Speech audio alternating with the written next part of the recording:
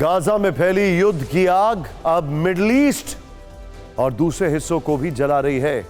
आज जो खबर हम आपको बता रहे हैं, यकीन मानिए ऐसा लगता है कि अगले 24 घंटे में कुछ बहुत बड़ा यमन में होगा। यकीन मानिए ये मैं पूरी जो एनालिसिस है हमारे कई एक्सपर्ट से बातचीत करके बता रहा हूं। 2200 किलोमीटर दूर है यमन, 2200 किलोमीटर दूर, वहां पर कुछ होगा। अमेरिका टारगेट पर है। रेड सी में हूती विद्रोहियों के निशाने पर अमेरिकी वॉरशिप है। इजराइल के जहाज निशाने पर हैं। हूती विद्रोहियों ने भयंकर हमला किया है, अमेरिका उन्हें जवाब भी दे रहा है। और चिंताजनक बात क्या है, अमेरिका, यूके, इजराइल, इनके कमर्शियल शिप्स, वॉरशिप्स सब टारगेट पर।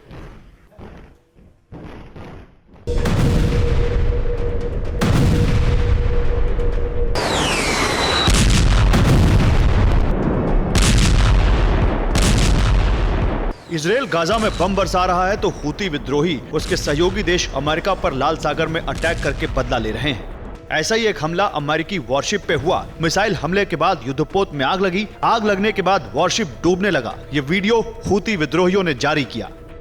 दावा यह भी किया कि उनके लड़ाकों ने इस युद्धपोत के साथ साथ कई कमर्शियल जहाजों को भी लाल सागर में ड्रोन से टारगेट किया। अमेरिका ने इस हमले पर हूतियों को फौरन जवाब दिया। समंदर में अमेरिका का डिफेंस सिस्टम एक्टिव हुआ और अमेरिकन नेवी ने हूती के कई ड्रोन मार गिराए। लेकिन हूतियों ने इसके बाद यूनिटी एक्सप्लोरर और नंबर 9 पर हमले की जिम्मेदारी ली। यह भी कहा कि गाजा ऑपरेशन बंद होने तक हमला जारी रहेगा। इसके बाद रेड सी में इजरायली शिप के जाने पर बैन लगाया गया। पेंटागन भी इन हमलों की जांच कर रहा है। लेकिन पेंटागन के लिए मुश्किल सिर्फ लाल सागर में हूती विद्रोहियों की चुनौती नहीं है। यहां के बाद हूतियों ने फारस की खाड़ी में भी यूएस नेवी शिप पर ड्रोन अटैक किया। कमर्शियल शिप पर भी हमला किया। सोशल मीडिया पर हमले का वीडियो वायरल हुआ। लाल सागर में हूती विद्रोहियों के मिसाइल रडार पर अब सिर्फ अमेरिका या इजराइल के शिप नहीं है, बल्कि यहां इजराइल का साथ देने वाले सभी पश्चिमी देशों के जहाज हैं। इनमें ब्रिटेन भी शामिल है और यमन बॉर्डर के पास लाल सागर में ऐसे ही एक ब्रिटेन के शिप पर हूतियों ने रॉकेट अटैक किया। सीरियल अटैक करके पहली बार यूके की सरकार और सेना को भी चुनौती दी।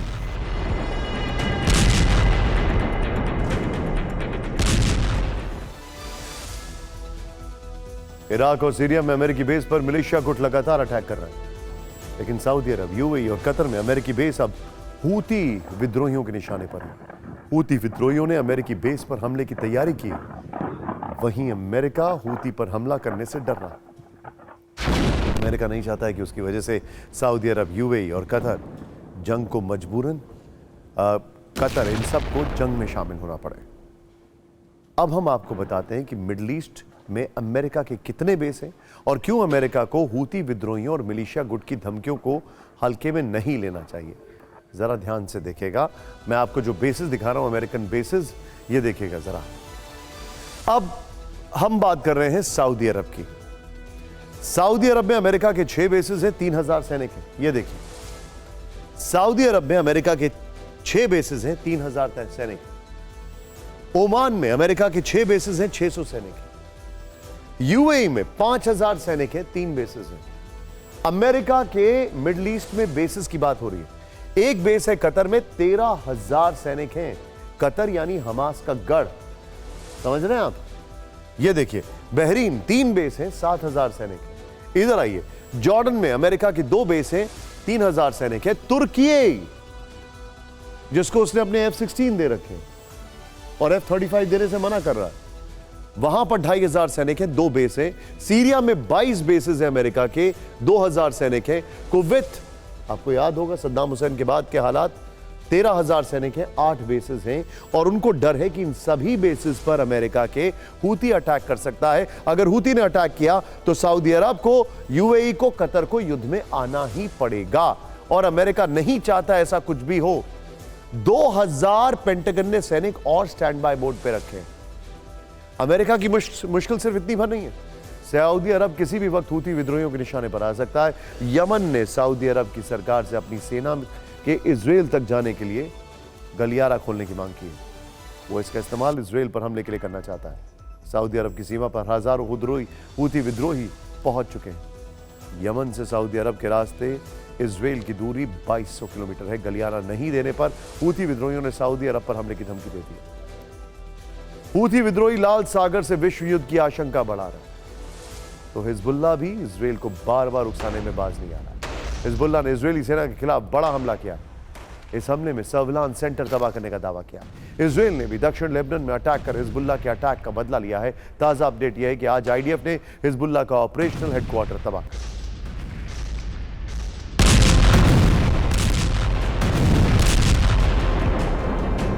इजराइल हमास के बीच सीज फायर की सारी शर्तें टूटने के बाद हिजबुल्लाह के तेवर भी आक्रामक हैं। हिजबुल्लाह भी इजराइल से जंग लड़ने की पूरी तैयारी कर चुका है।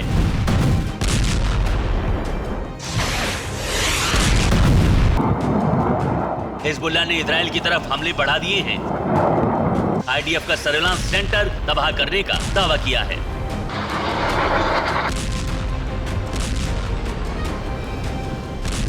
इजरायली बॉर्डर पर हमलों के बीच हिजबुल्लाह की तरफ से अपने लड़ाकों का फिर एक नया वीडियो जारी किया गया है। इस वीडियो में संगठन के लड़ाके इजरायली बॉर्डर पर आईडीएफ की साइट्स और पॉइंट्स पर विध्वंसक प्रहार करते दिख रहे हैं। हिजबुल्लाह के हमलों के जवाब में आईडीएफ ने भी दक्षिणी लेबनान में भीषण बमबारी की है। ये तस्वीरें इसकी तस्दीक कर रही हैं। इजराइल की बमबारी के बाद दक्षिणी लेबनान के बड़े इलाके में धुआं उठता दिखाई दे रहा है। लेबनान बॉर्डर के साथ सीरिया में भी टेंशन बढ़ने लगी है। उत्तर पूर्वी सीरिया में अमेरिका के खरब अल जिर बेस को टारगेट किया गया है। यहां इस्लामिक रेजिस्टेंस ने मिसाइलें दागी हैं।